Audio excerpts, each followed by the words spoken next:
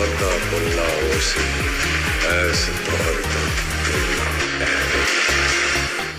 अस्सलाम वालेकुम नाज़रीन, आप देख रहे हैं ZH एंटरटेनमेंट। मैं हूं ज़हीर अहमद। नाज़रीन, बुल्ला फिल्म का टीज़र आया है, उसके हवाले से बात करते हैं ज़रा, कैसा लगा आपको, और बॉर्डर 2 कहां तक पहुंची है, उसने बिज़नेस कितना किया है, क्या धुरंधर का रिकॉर्ड तोड़ने जा रही है नहीं, इस पर बात करेंगे।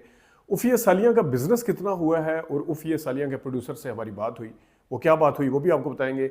और शबनम साहिबा बिल आखिर पाकिस्तान आ रही हैं और नदीम साहब के साथ उनका एक इवेंट है, वो क्या है, एक प्रोग्राम है उनके साथ, वो क्या है, उस पर भी ज़रा बात करते हैं। शुरू करते हैं ज़रा बॉर्डर 2 से।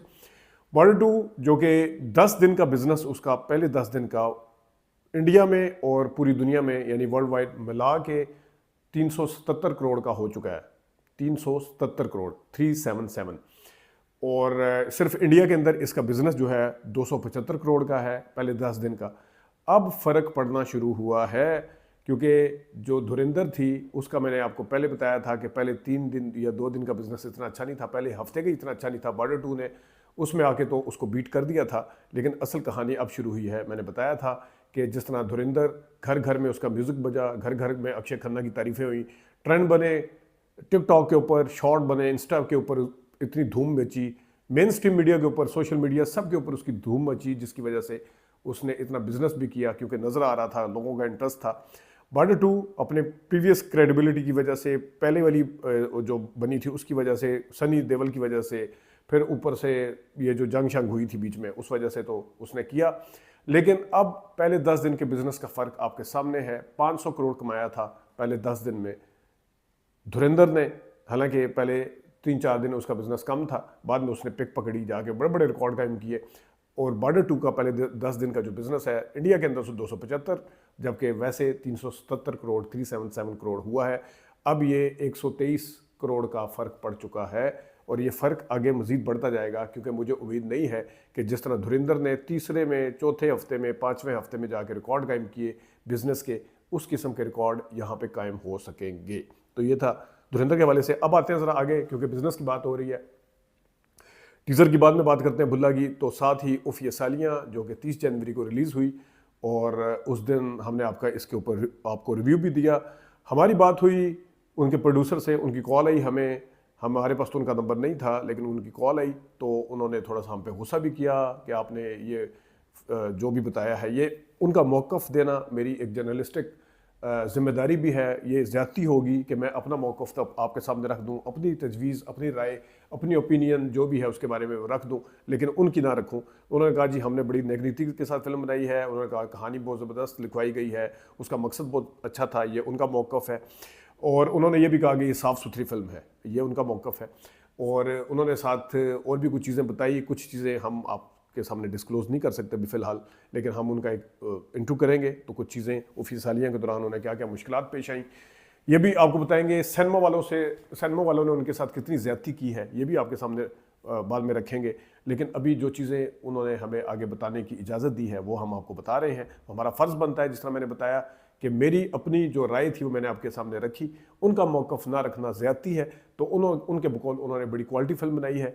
और दूसरा ये है कि उनकी फ़िल्म का जो बिज़नेस है, सिनेमा वालों की ज़्यादती के बावजूद, बकौल उनके, खैर शो तो मैंने भी उनके देखें, टाइमिंग और टाइमिंग में है इनके शो। एक दो चीज़ें अच्छी भी थी, बाद में बात करेंगे। अच्छी फिल्म के अंदर ही, शो के लगने के अंदर जो अच्छी बात थी वो क्या थी, वो बाद में ज़रा बात करेंगे। लेकिन उनके बकौल अभी तक उन्होंने 32 लाख रुपया इस फिल्म का बिज़नेस हो चुका है।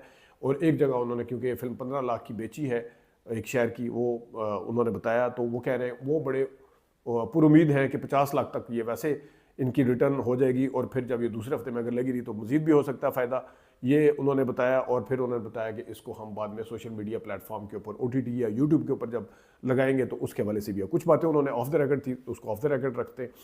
अब आते हैं ज़रा बुल्ला के टीज़र के ऊपर। बुल्ला का टीज़र बड़ा एक्साइटमेंट के साथ मैंने उसको देखा, बड़ा एक्साइटेड है मेरे लिए, बड़ी उसमें खुशी है कि मुझे वो ट्रेलर अच्छा लगा है, टीज़र अच्छा लगा है।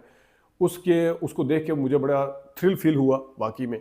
और पूरा एक उनकी आवाज़ के साथ है, क्योंकि शान की उस दौर दा बुल्ला सी ते इस दौर दा मैं वे, बल्कि तो क्या जिक्र कर रहे हैं शान साहब, शुरू में जंगल के हवाले से क्या कह रहे हैं, देखिएगा। जंगल जिन्ना बाहर वेखण च हसीन है, अंदरों उन्ना ही खौफनाक है। जंगल दी जंग विच शेरां दा फिर लुमड़ियों का जिक्र भी हो रहा है कुछ, वो देखिएगा जरा। कुछ लोमड़ियां खामोशी नाल अंदर दा सच वेखदियां ने ते मौका आंदे ही और बिल्लियों का जिक्र भी होता है जिसके साथ सारा लॉरेन आपको नजर आएंगी लोमड़ी के में। आप नईमा भट्ट को देख चुके हैं, देखिएगा। जंगली बिल्लियां बड़ी मासूम लगती हैं पर खामोशी उन्हां दा सब। ट्रेलर के अंदर सलीम शेख भी आपको नजर आ रहे हैं। मजीद क्या उनके डायलॉग हैं, उसकी वॉइस ओवर क्या है शान की, जरा देखिएगा। इसलिए जुल्म दा हले उदों तक ही लगता है जब तक सच वाला शेर चुप रहता। तो ये मैंने जिस तरह बताया कि मैं एक्साइटेड हूँ इस टीज़र को देख के।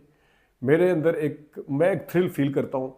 ये थ्रिल और ये एक्साइटमेंट 2 घंटे की, 2.5 घंटे की या 1.25 घंटे की, जो भी उसकी ड्यूरेशन है फिल्म की, उसके अंदर कायम रखी जाएगी। ये एक सबसे बड़ा इम्तिहान है डायरेक्टर का। प्रोडक्शन क्वालिटी ठीक लग रही है, कंटेंट ठीक लग रहा है, अट्रैक्शन स्क्रीन के ऊपर जो एक देखने को मिली है वो किस किस ऑडियंस को अट्रैक्ट कर सकती है वो ठीक लग रही है। ठीक का मतलब क्या है कि ये हर किस्म के ऑडियंस को अट्रैक्ट कर सकती है। अब प्रोवाइडिंगली इसका फर्स्ट हाफ कैसा होगा, इसका सेकंड हाफ कैसा होगा, इसका बिल्टअप कैसा होगा, इसका क्लाइमैक्स कैसा होगा, इसके गाने, इसकी परफॉर्मेंस, सारा कुछ एक मुकम्मल पैकेज होता है। ये तो फिल्म देखने के बाद पता चलेगा, लेकिन ट्रेलर जब आएगा उस पर भी बात करेंगे। बुल्ला के ऊपर हम वक्तन फ़क्तन बात करते रहेंगे। एक अदाकारा के साथ इंटरव्यू भी करेंगे हम।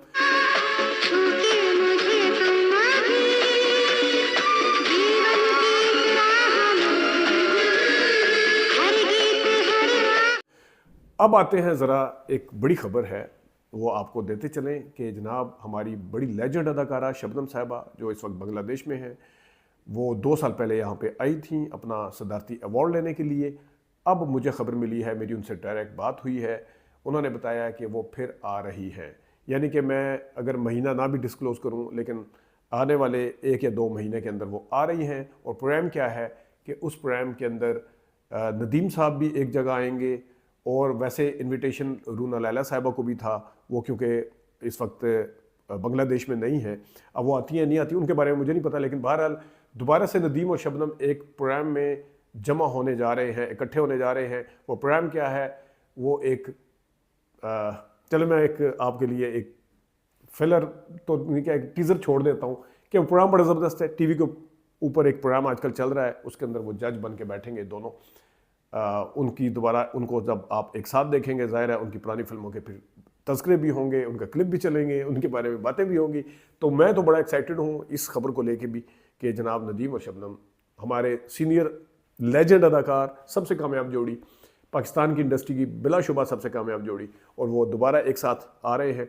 और लेजेंड्स को इसी तरह इज़्ज़त भी दी जानी चाहिए जिस तरह दोबारा जो भी उनको इकट्ठा कर रहा है, ये जो भी अपॉर्चुनिटी ये फ्राहम कर रहा है, उनका शुक्रिया। लेकिन देखते हैं कि ये कब आना होता है, इसके बारे में हम आपको अपडेट भी करते रहेंगे। अभी तक के लिए इतनी इजाज़त दीजिए, अल्लाह हाफ़िज़।